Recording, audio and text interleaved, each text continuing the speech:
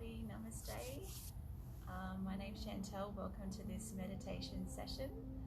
I'm going to be leading you through for the next 20 to 30 minutes some beautiful pre-meditation techniques, some mindfulness, and then some mantra meditation, a few different ways. So hope you're nice and comfortable, whether you're indoors or outdoors. I've chosen to be outdoors this morning. It's a beautiful morning. The air is fresh. The atmosphere is light. These are the perfect conditions to practice meditation.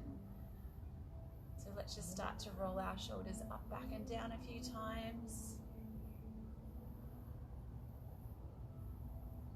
And just release the chin to the chest and just do some nice circular rotations with the head. Emotionally a little bit stiff after your night's sleep. And then just release the head to the back.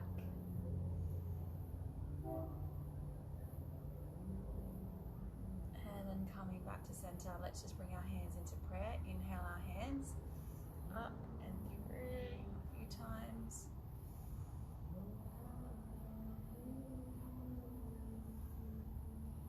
And then coming back. Beautiful. So I'm going to be sharing with you two beautiful breathing techniques this morning. I'm sure you've been doing these with Gayatri in her morning sessions. Haven't they just been so wonderful? She's been working so hard, just bringing you this gift of meditation into your life. This morning is her day off. I'm going to be taking these Thursday classes here on in. And let's just bring one hand onto the collarbones, bring one onto the navel. We're just going to breathe into that bottom hand and then draw that breath up through the ribcage area, up into the upper lungs. Feel the collarbones rise. Then just relax the chest, allow the breath to empty from the upper lungs, moving back down through the middle lungs and then ending in the base of the lung, where we're going to draw the navel back towards the spine. Take a little pause and then start the cycle again. So what we really want to be focusing on is just slowing the breath down. We don't want to be forcing or overextending it in any way.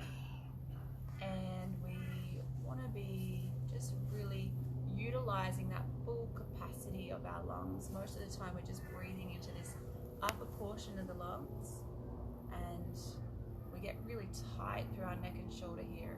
So this is a beautiful opportunity just to utilize this full capacity of your lungs and feel how the influence of the breath just starts to transform your body and mind.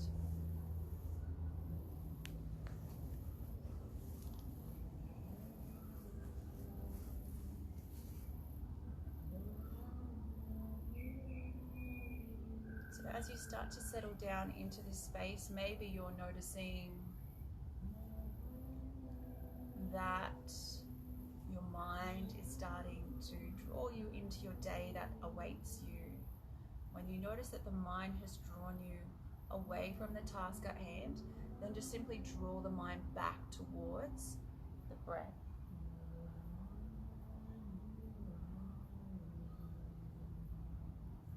Keep these breaths nice and flowing.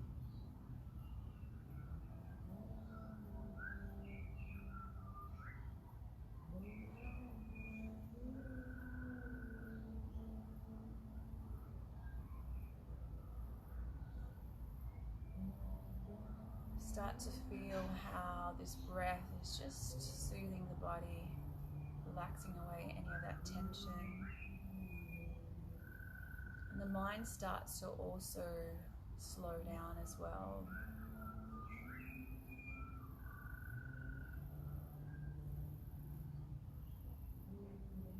So you might like to say to yourself, I'm aware that I'm inhaling. I'm aware that I am exhaling. In this way, we're trying to be really conscious and mindful of this activity, this process of breath work.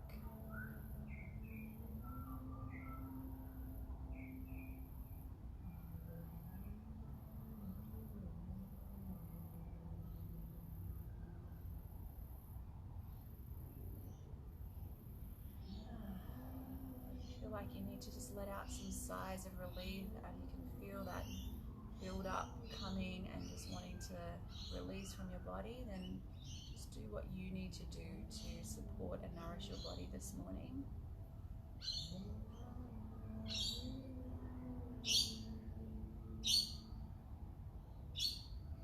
So we're going to extend on this breathing technique now, just moving into a partial form of Bhramari breathing. We're not going to do the 3 parts of the body that we're focusing on. We're just going to do the region of the throat this morning. So as we inhale, we want to utilize that full capacity of our breath, and as we exhale, we're going to bring that humming sound through the region of the throat. Personally, this Bhramari breathing is one of my favorite techniques. I just really feel the impact it has on me. I particularly like utilizing it when I feel quite overwhelmed with different emotions. It really helps to just take that edge off and allows me to step back and just see things with a little bit more clarity. So let's just exhale together.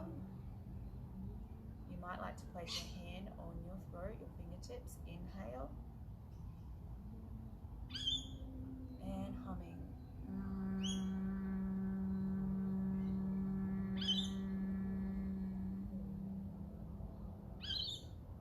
Please continue in your own time.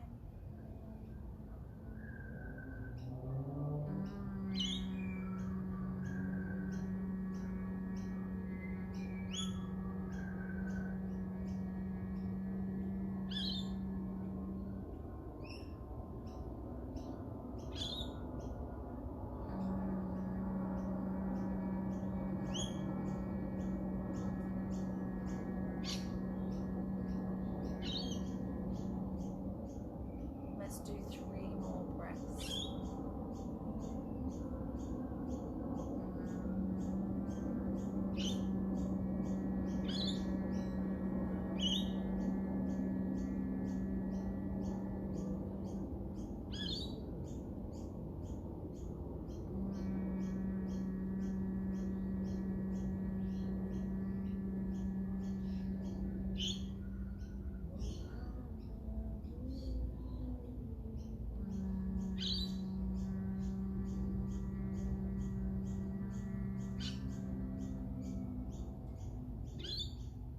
Start to relax your hands down into your lap, wherever is comfortable for you. I don't know about you, but I'm feeling a lot more grounded. And as we practice these breathing techniques, what they help us to essentially do is to take our focus more internally. And this is what we want to do in our meditation practice. We want to cultivate time in our day to have this solitude time away from all our different roles and all our responsibilities and all those demands in our life, and turn inwards and start to cultivate this internal world that lies within. So now, just once again, just returning to the breath. And now let's just take a step back, from the breath. Let's just be that observer, just witnessing this breath entering in and out of the body effortlessly. Just watching the breath. And in the same way that we can watch the breath, we can also apply this aspect of being the observer to watching the mind. So I want us now to just take our attention and focus on the activities of the mind. There's a screen in your mind, and you can watch these activities on the screen of the mind. Not a literal screen, but it's an analogy. So I want you now just to tune into the different thoughts that are playing on that screen. And these thoughts, they come in a variety of different ways. They can be things like different emotions that show up, different thoughts, different desires, different judgments, different anxieties. This is all a product of the mind. So just watching that story that the mind is presenting.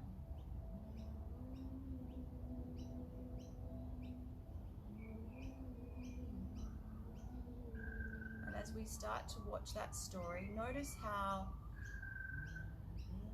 the mind puts something forward and then that falls away and then something else is presented. So there's this ever flowingness of the mind, ever-changing kaleidoscope of different thoughts and emotions passing through the mind.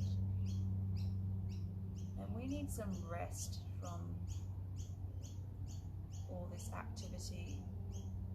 If we don't find solutions to actually learn to step back from the activities of the mind, we can live in such a way where we're just following the dictations of the mind all the time, and this can be quite unhealthy. So now I want you to take a step back from the activities of the mind and be that observer, be that silent witness to the mind's activities. We want to become a little aloof and detached from the thinking process. You might like to repeat the following meditation silently in your mind. I am the silent witness. I make no effort to think, but thoughts come automatically. I am watching the thoughts flow through my mind, but I am the silent witness to those mind's activities.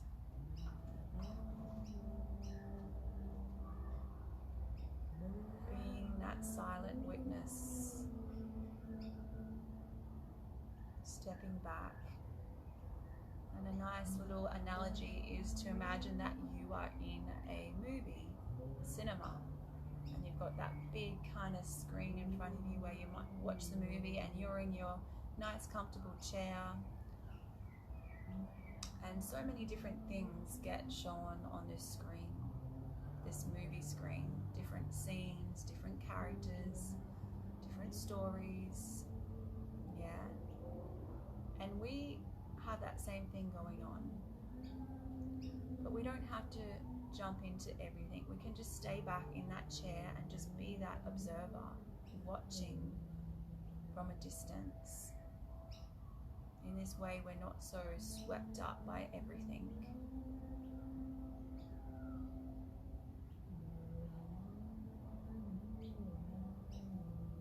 So to really help us to tap into this pre-meditation technique of mindfulness and to start to understand who you are, the observer within that life force,